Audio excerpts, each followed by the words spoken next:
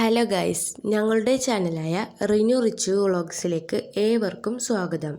ഏറെ സ്വപ്നങ്ങളോടെ പണിത വീട്ടിൽ ജീവിച്ച് കൊതി തീർന്നില്ല മജീദ് മാഷിനും റുക്കിയക്കും. ആ പുതുവീട് ഇനി അനാഥമാണ്, ഓർമ്മകൾ മാത്രം. ജീവിതത്തിന്റെ ഓരോ ചുവടിലും മജീദ് മാഷിന് കണ്ണും കാവലുമായിരുന്നു റുക്കിയ. കാഴ്ചയില്ലാത്ത തന്റെ പ്രിയതമന്റെ കൈ പിടിച്ച് ഒടുവിൽ ആ വിനോദയാത്ര മരണത്തിലേക്കുള്ള യാത്രയായപ്പോഴും അവർ ആ കൈകൾ വിട്ടില്ല.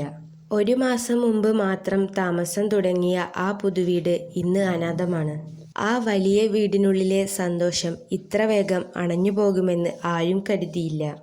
കുട്ടികളുടെ പ്രിയപ്പെട്ട അധ്യാപകനായിരുന്നു മജീദ് മാഷും അദ്ദേഹത്തിന്റെ ലോകമായിരുന്ന റുക്കിയയും. ഇനി ഓർമ്മ മാത്രം.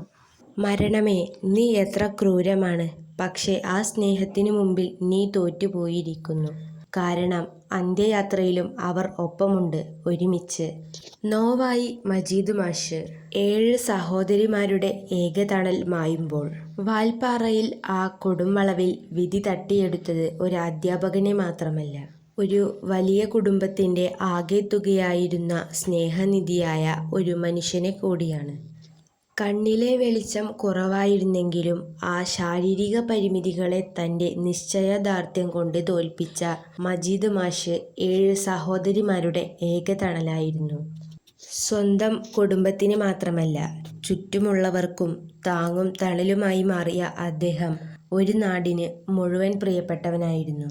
ഏറെക്കാലത്തെ ആഗ്രഹത്തിനു ശേഷം പുതിയൊരു വീട് പണിത് താമസം മാറി വെറും 2 മാസം തികയുന്നതിന് മുമ്പെയാണ് മജീദ് മാഷിനെയും പ്രിയപത്നി റുക്കിയയെയും വിധി കവർന്നെടുത്തത്. തന്റെ ജീവിതത്തിലെ വലിയ ഉത്തരവാദിത്തങ്ങൾ ഓരോന്നായി നിറവേറ്റി വരുന്നതിനിടയിലുണ്ടായ ഈ വേർപാട് ആ കുടുംബത്തിന് താങ്ങാനാവുന്നതിലും അപ്പുറമാണ്.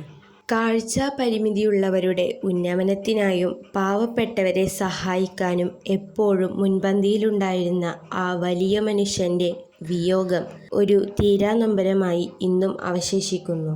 പ്രിയപ്പെട്ട മാഷിനും കുടുംബത്തിനും പ്രണാമം.